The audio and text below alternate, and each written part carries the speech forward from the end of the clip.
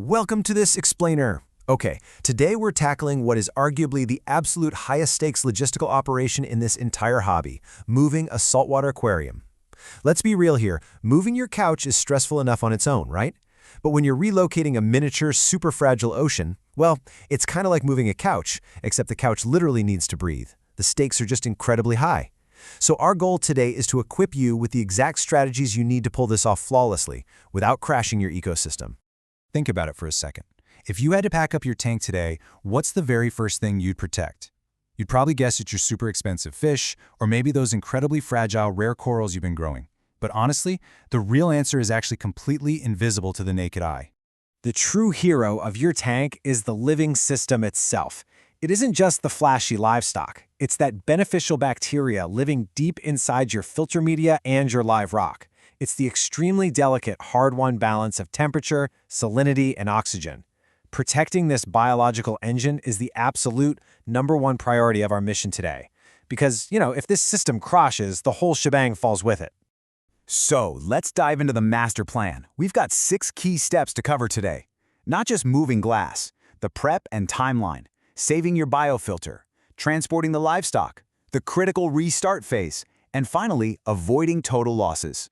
We're going to transform all that moving day chaos into a precise, stress-free operation. All right, Section 1, not just moving glass. We need to completely redefine the move. Here's the deal. We are transporting a highly sensitive biological engine. A ticking clock starts the exact second your tank is disturbed. Efficiency isn't just about saving your Saturday afternoon. It is literally the key to avoiding system-crashing chemical spikes and severe oxygen stress. The longer your filter media and livestock are out of their stable, happy environment, the higher the risk goes. You are essentially in a race against biological degradation. Moving on to Section 2, the prep and timeline. Basically, we're planning this like a massive water change. You'll absolutely want to grab a screenshot of this gear checklist. Consider these items completely non-negotiable. And hey, make sure you confirm the practical stuff before you even start, like checking that the new stand is level, stable, and actually near a power source. Gather every single one of these items beforehand. Your premixed salt water, your refractometer, clean totes, and separate containers for your delicate animals. Believe me, you absolutely cannot be frantically tearing through boxes trying to find a heater on moving day. Okay, Section 3, saving your biofilter. Let's talk about preventing those absolute ammonia disasters. Now, what's really wild is that your biggest risk isn't actually dropping the glass tank out in the driveway, it's losing your beneficial bacteria, allowing any dry time for your live rock, or worse, rinsing it in fresh tap water. Yeah, that will instantly decimate your bacterial colonies. The right way to do this requires keeping those porous materials wet, fully submerged in existing tank water inside sealed, temperature-stable containers. And if it's a long move, make sure you gently aerate them too. That brings us to Section 4, transporting the livestock, all about protecting oxygen and minimizing stress. So, with the biology totally secured, you've got to follow this strict tactical order of operations. Stop feeding the day before to minimize waste in the bags, and notice that the livestock are transported absolutely last, which means they'll be the very first things returned to the new setup. By sticking to this flow, you drastically limit the time your animals are stuck outside their main tank, and that significantly reduces their stress levels. During the actual drive, you have to actively protect against oxygen depletion and temperature drift. If you're using smaller containers, just remember they need way more frequent oxygenation. For long trips across town or state lines, battery-powered aerators are just a must-have. Keep your containers insulated, so absolutely no direct sunlight, and definitely keep them out of a hot car trunk. And for those sensitive corals, limit their time out of the water as much as physically possible. Almost there. Section 5.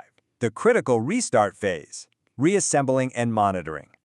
When you finally get to reassemble everything, you're going to use your stored original tank water combined with precisely matched pre-mixed salt water. But definitely heed this warning. Assume the tank is temporarily unstable. For the first few days, you need to vigilantly monitor ammonia, nitrite, nitrate, and pH. If you see ammonia creeping up, respond immediately with aeration. And remember, make small, controlled adjustments. Huge catch-up swings can actually be just as deadly to your tank as the waste products themselves. Wrapping things up with Section 6, avoiding total losses. Let's look at the common failure points. You know, even highly experienced aquarists can fail hard if they ignore the basics, so avoid these specific traps.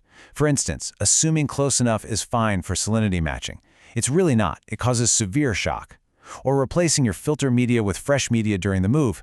Don't do it. You desperately need that old bacteria. Other fatal mistakes include letting your biological filtration dry out, completely ignoring oxygenation, or just leaving the tank empty and unattended way longer than necessary. I love this quote because it perfectly summarizes our entire operational ethos for today. Build slack into your plan. So many people severely underestimate exactly how long a tank move takes. By meticulously preparing your gear early and building extra padding into your schedule, you trade that awful last-minute panic for a steady, predictable execution. After walking through this entire playbook together, I want to leave you with one final thought. You aren't just boxing up a hobby, you're orchestrating the survival of an intricate, delicate, alien world.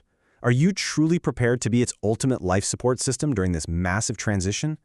Get your timeline locked in, aggressively protect your invisible bacteria, and your underwater world won't just survive the move, it will absolutely thrive. Thanks for joining me on this Explainer.